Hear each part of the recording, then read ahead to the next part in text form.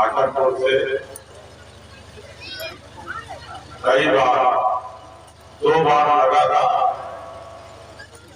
जिनको दिल्ली की पार्लियामेंट में जाने का अवसर मिला। भाई आजाद हुआ था हमारे बीच में उपस्थित किसान मोर्चा के पूर्व जिलाध्यक्ष कमलेश जी, मंडल अध्यक्ष जय सिंह जी, जिला पंचायत सदस्य विशंबर सोलकर साहब, हमारे योगेंद्र सिंह, कमलेश पासवान जी और इस समिति के अध्यक्ष ओम प्रकाश पांडी, फ्रांसु गौतम जी, देवेंद्र चंद्रभान गंगवार जी, सौरभ गौरव जी, संदीप सिंह नीलू, विजय सिंह जी, फ्रांसु, वो जन्म से ही वो बड़े विद्वान थे, होशियार थे। आप कल्पना करिए 19 में चल रहे हैं, आज से 5 दशक पहले का क्या माहौल था समाज में, किस तरह से गांव में ऊंच नीच का भेदभाव था, किस तरह से सामाजिक प्रकृतियां थी।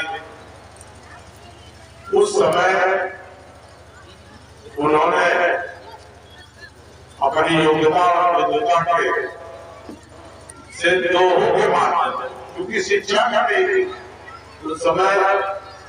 ऐसी भाषा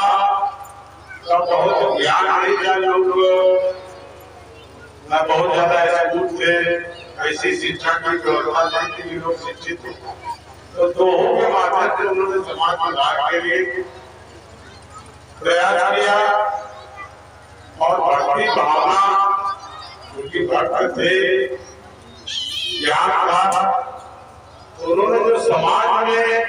प्रकृतियां थी इसके खिलाफ उन्होंने एक बड़ा संघर्ष शुरू किया समाज सुधार के लिए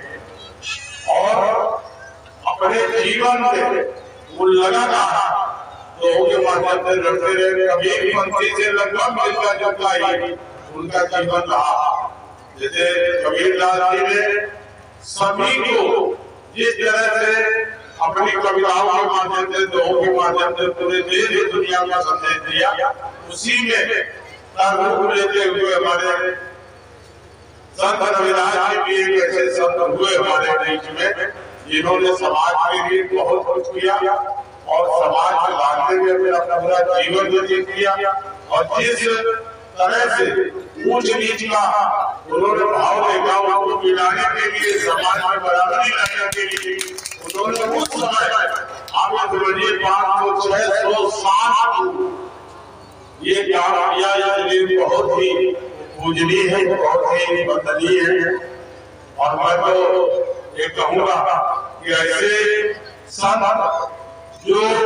समाज के लिए जो भावी थे, ऐसे संत को ही भगवान का दर्जा मिल जाता है, समाज के सुधार के लिए काम करते हैं। और इसीलिए उनको संत रविदास कहीं भगवान पूजा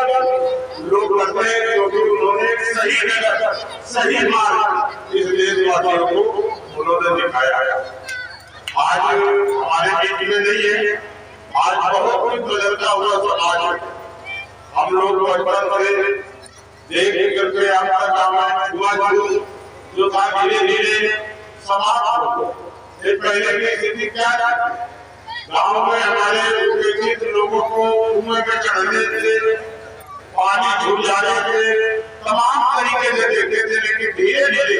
अब ऐसा बदलाव आ रहा है कि सारा का सारा बदलाव समाज एक सूत्र में बन रहा है। धीरे धीरे जैसे लोग जागरूक होते, समझते जाते, तो ये सारी व्यवस्था खत्म होती है। क्योंकि मानव एक है, मानव में कोई जाति नहीं, जातियां होती है जानवरों जो दिखती है, ये भेड़ है, बकरी है, गाय है। इंसान में अगर उसको नहला धुला के बढ़िया कपड़े पहना के खड़ा कर दिया जाए और लोगों को मालूम ना हो और एक मिनट में खड़ा करके कौन बता पाएगा ये जब बताएगा कि ये महिला है, ये पुरुष है, इसके अलावा कोई जाति नहीं। लेकिन ये व्यवस्था बहुत लंबे समय से जो चल रही थी इसको खत्म करने के लिए एक अभियान के तौर पर ऐसे शब्दों ने जो अभियान चला, चाहे हमारे संत रविदास जी हो, गौतम बुद्ध जी ने भी ऊंची जाति थे, लेकिन गौतम बुद्ध जी का क्या संदेश था? मानव मानव एक, उन्होंने मानव को एक करने के लिए पूरे देश दुनिया में आज उनको जानते गौतम बुद्ध जी एक ऐसे व्यक्ति है कि पूरी दुनिया में कहीं भी चले जाइए उनके स्टेचू मिल जाएंगे, पूरी दुनिया में लोगों को मानते हैं। हमारे यहाँ की अभी गौतम बुद्ध का जो स्थान है उसी नगर जाने कहाँ आदमी आता है कि गौतम बुद्ध क्योंकि माना जाता है कि गौतम बुद्ध ने यहाँ तपस्या की उसी नगर में रहे, तो ये पूरी मतलब हमारे यहाँ लोग नहीं जाते जितना दुनिया में पर्यटक हमारे देश में आता है। हमारी मोदी जी को कल उन्होंने संत रविदास जी की प्रतिमा का एक भव्य प्रतिमा का मंदिर में वहां पर अनावरण किया पड़ा था और पूरी मजबूती के साथ जो लोगों की डिमांड उनकी बनारस में जन्मस्थली एक जहाँ पर पैदा हुआ उनके पिताजी जूता बनाने का काम करते थे पहले, और उन्होंने कहा कि देखिए धर्म और जाति ये सब हम नहीं मानते, कर्म तो भगवान ने किया, इसलिए कर्म अच्छे धर्म जाति तो समाज में बनाए, लेकिन कर्म जब आदमी अच्छे करेगा,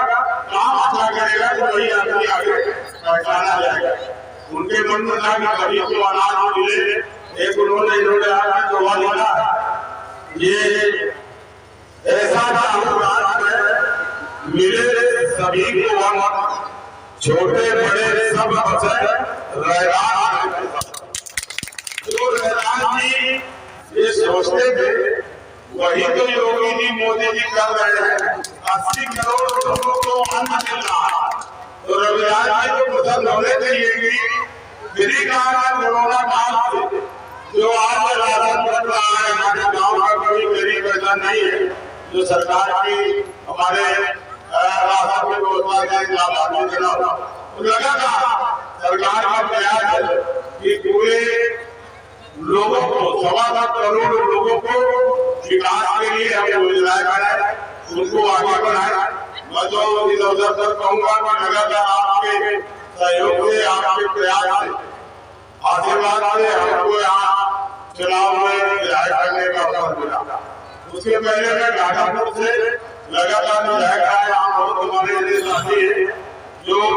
मैं घाटापुर में जब विधायक था तो उस समय भी यहाँ लोगों से संपर्क रहता था। जब कभी जाते थे किसी उसके लिए काम के लिए तो निश्चित तौर पर हम मदद करते थे, सहयोग करते थे, प्रयास करते थे और लगातार हम लोगों ने आज भी 93 से 93 से लगातार अपने तमाम लोगों को एकजुट करने के लिए समाज सुधार के जो भी कार्य होते थे उनको लिए तमाम तरह के जो विवाद थे उनको हल करके हमारे महिमा में बहुत लंबे समय से विवाद अम्बेडकर की मूर्ति का वहाँ हमारे कार्यकाल में 93 में अम्बेडकर पार्क बनवा के वहाँ मूर्ति बहुत लंबे समय से कई गाँव और जहाँ तो जिस तरह से क्योंकि अम्बेडकर जी आपके नहीं सरदार पटेल के कुर्मी जाति में पैदा हुए, ये देश के धरोहर है, देश के गौरव, इन लोगों ने सभी के लिए काम किया। बस ये है कि दलित इलाके में पैदा हुए लेकिन डॉक्टर अम्बेडकर एक विद्वान थे, अपने कर्म से, अपनी योग्यता से, अपनी विद्वता से उस जमाने में आप समझिए कि जब पढ़ने जाते थे तो पैसे कैसी स्थिति क्या लगती थी, तो लंबे समय तक उनको इंतजार करना पड़ता था कि पानी पीने के लिए। और बताओ हमारे समाज के लोगों ने भूले के लिए उनकी मदद की, अगर विदेश से भेजे होते उनको तो 2.5 महीने में ज्ञानी नहीं बनते। और इसके बाद वो विधान जो हमारा विधान लिखने का जब अवसर आया संविधान के अध्यक्ष बने और उनकी योग्यता से ही इस देश के संविधान हमें के बहुत लोग थे। मैं ये कह सकता हूँ बहुत लोगों के मन से सुझाव है ये किताब बनी, लेकिन है उनका हमारी अगर किसी की थी तो डॉक्टर भीमराव अम्बेडकर की इस संविधान का रचना की और उन्होंने ये समाज दुनिया के लिए काम किया। कभी मतलब कहूँगा नहीं, कहते हैं लोग जो जिंदा रहता है लेकिन तो उसको लोग कम याद करते। किसी समाज में डॉक्टर अम्बेडकर को जब वो चुनाव लड़ने गए तो उनको लोकसभा में हरा दिया, उनको एमपी लोकसभा में नहीं जाने थे। हमारे यहाँ भी लोकतंत्र में सभी को वोट देना है, वोट के माध्यम से पार्लियामेंट में जाना था। लेकिन धीरे धीरे लोगों को समझ में आया कि उन्होंने जो बातें की, जो गरीबों के लिए, दलितों के लिए जो संविधान सभा में जो संविधान लिख करके आज किया जो बात की, उसी से सबको हक अधिकार लोगों को मिल रहा है, लोगों को तमाम तरीके की सुविधाएं मिल रही है। इसलिए ऐसे महापुरुष और संतों के हम लोगों को जीवन के जयंती को मनाते रहना चाहिए, उनको याद करते रहना चाहिए और इसीलिए उनके द्वारा किए गए और उनके द्वारा किए गए उपदेशों को अपने जीवन में उतारने का प्रयास करना चाहिए ताकि अपना जीवन की आगे बढ़ सके, उनके मार्गदर्शन पर बताए रास्ते पर चल सके।